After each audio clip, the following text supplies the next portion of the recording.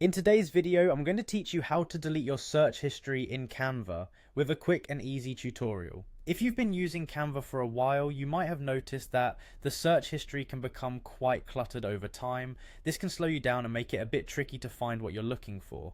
So let's dive right into how you can keep things tidy and organized by clearing your search history. To start with, we'll need to be on the Canva homepage or any page you can access your elements from.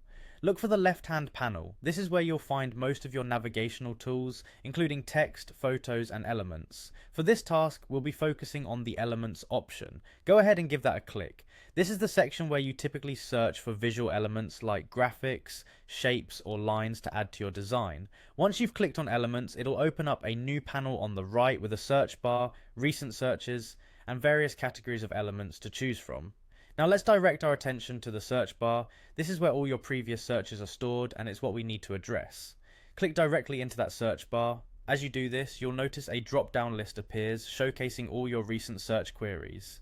It might look like a long list of all the great ideas you've had, or maybe just reminders of long hours spent trying to find the perfect graphic. To clear these, look for a small, often overlooked option labeled Clear.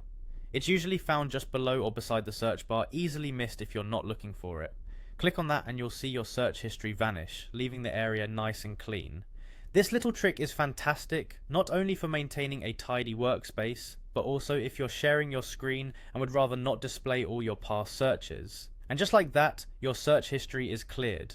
Remember, this doesn't delete any saved designs or important account data. It simply erases the log of what you've searched for in the past. It's a great habit to get into, especially if you're someone who uses Canva frequently. By regularly clearing your search history, you ensure that Canva continues to run smoothly and you maintain a distraction-free workspace. So there you have it, you've now successfully learned how to delete your search history in Canva. Giving your workspace a tidy look and ensuring better performance is always just a few clicks away.